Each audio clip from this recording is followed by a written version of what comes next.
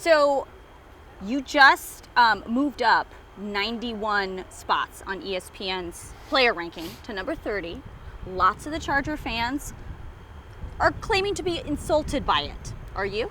No, I kind of take all those rankings and things with a grain of salt. I mean, you're always appreciative anytime you're mentioned up there with some of the best players in the league among your peers and other competitors. But I don't get too excited when I'm high or too down when I'm low. You want the respect of your peers and competitors, but mainly the respect of the guys in the locker room, and kind of take all those things in stride. You've been in the league long enough to know it goes like this, yeah, right? No question. But they love you. They love you after a touchdown, and they don't after an interception. That's just how it goes. Right. All right. So fast forward a little bit for me. Think about Tuesday morning. What are the 3 things that we're all going to be talking about after Monday night's game?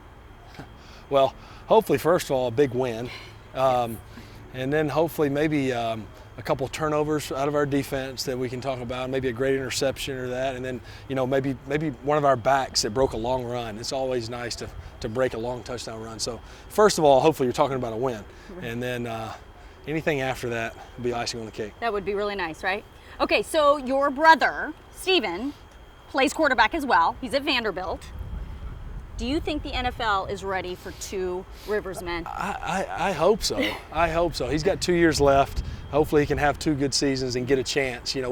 He's 11 years behind me. There's 11 years between us. So, but as he's gotten older and older, we've always talked about it. Wouldn't it be awesome if we're both in the NFL at the same time playing against one another? We've even joked about one day him coming here and taking over here one day, but he's got a long way to go. Sure. But certainly that's a dream for both of us. So on Saturday mornings, are you sitting around at home like the parent, nervous, watching him play? Yeah, no question. My mom laughed the other day. I was texting my mom, and she said, I'd love to be a fly on the wall watching you watch his games, because I'm almost more fired up for him. I hadn't been able to watch him in so long, since high school. He hadn't been playing in 3 years, and so it's still early in the season, but they play Ole Miss, on Saturday, and then hopefully, he'll have a good season. Now your dad, also he's a football guy, football coach. What's one piece of advice that your dad gave you playing as a kid that you carry with you still on the field? Well, I think I'll give you 2 things. One was just about toughness in general. He always wanted me and his players to be tough, and he used to always say it. And believe me, there's certainly a time to lay out on the field on a bad injury. But right. He used to always say, unless something's broke, you find a way to get off the field and not make us come get you. But I think more than anything, as a coach, he taught me just finish. If you're going to start something, finish it. Mm-hmm. Whether it be mowing the grass or making your bed, all those little things as a kid growing up, and same as in football, in the classroom, and whatever it is that you do. In the Rivers family, what side is the athletic gene? Where does it come from? What side? Well, I think my dad's side, but my mom needs credit for a lot of the competitiveness. Everybody thinks my dad was a football coach and all the competitive juices came from my dad, but my mom doesn't play anything unless we're keeping score. It can be a board game, a card game, a game in the pool. It doesn't matter what we're doing, we're keeping score.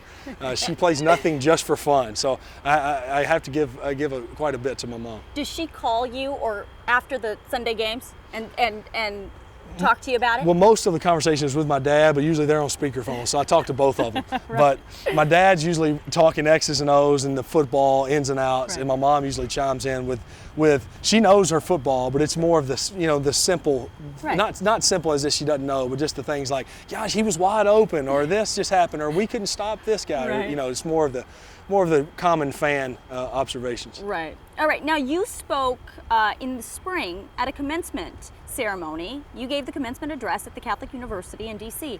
What was the message? It was a beautiful speech, by the way. Thank you. What was the message you wanted to get across to those young people?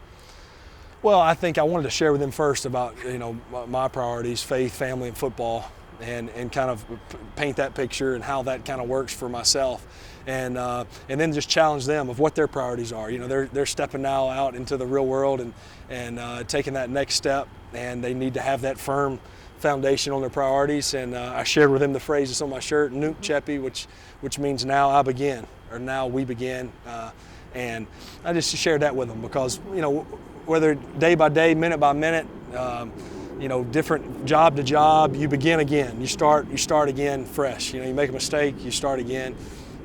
for us in the football world, you throw a touchdown, well, now I begin. You throw an interception, well, now I begin. And just keeping that mindset of keep pursuing greatness and being great in everything that you do.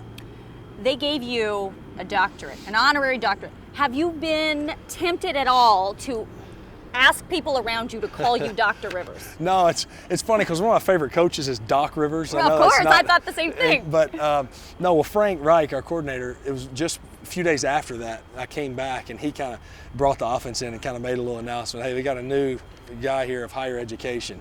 He's Dr. Rivers, and so I kind of made the joke to the young guys, like, yeah, hey, I want some respect around here. But right. no, do they give you I any? haven't. No, oh, they do. Not in that. Not in that area. way. Not in that area. Okay, so you're at 10 years in the NFL. Are you thinking at all about what's going to happen afterwards and when the afterwards is going to start? Yeah, no, I'm thankful that I know what I want to do when I'm done playing, which is what my dad did, is coach high school football. Somewhere I would love to coach my boys when they grow up. So I know what I want to do. I just hope it's still many, many years down the road. I really hope to play as long as I can play at a high level, as long as I can help a team, hopefully this team. And you can't come back and play. I got plenty of years down the road to coach, but you can't come back and play. So I want to enjoy it as long as I can. And speaking of enjoying it on the field, when you go out there, I always see guys, in the pregame, they've got the headphones on, they're, focused, they're in it. What's the song that you listen to that gets you in it? Yeah, this is going to be a boring answer because I don't listen to a song before. You're kidding. I'm not a music guy pregame or really any time. I mean, I listen to some country music and things, but I'm no headphones. I'm usually kind of chatting with guys. I like to kind of cut up and try to stay as relaxed as possible. Stay relaxed and calm. Okay, let's talk about your beautiful family. You have 7 kids and a lovely wife. That's a lot of people.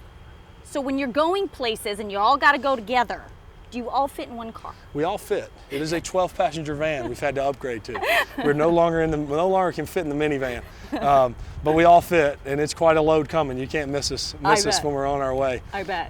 But it's I like to say there's never a dull moment at the house. That's always for sure. There's always a lot of fun and always something going on. No, the parents, with all these kids, parents watching are probably thinking, okay, when they go out to a restaurant, the Rivers family goes out to a restaurant, what's the thing that the mom and dad have on their phone or bring an iPad? What is it that you do to keep the kids occupied so they don't run around the restaurant? And then the servers are like, oh, the Rivers family coming back. Well, we often use every crayon or the kids menu that they have.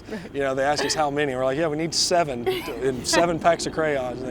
So that's the first thing, and that lasts a little while. So you hope there's, that's why I like a Mexican restaurant's good, because you got chips and sauce, you got something to entertain them. You got to have something that's entertaining, but they often all do pretty good. Okay. I believe you. Now I'm going to put you on the spot. Okay. Okay? I'm going to time you, so don't be scared. But I need you to list for me, in any order you choose, the birthdays of all your kids. Ready? Go. Okay. All right. Hallie's July the 6th. Caroline's December 31st. Grace is June 23rd. Gunnar is February 11th. Sarah is January 30th. Pete is October 3rd. And Rebecca is October 27th. Now, I can do the years, but that's 15 seconds! That's too much. The years is, I have to think about the 15 years. seconds, that was amazing. All right, for bonus points, your wife's birthday. Oh, November 18th. Okay. Can't miss that. One more, your anniversary. Our anniversary is May 19th, and it's 2001. I got to know the year on that one. So. Bravo, man. High five. Appreciate that.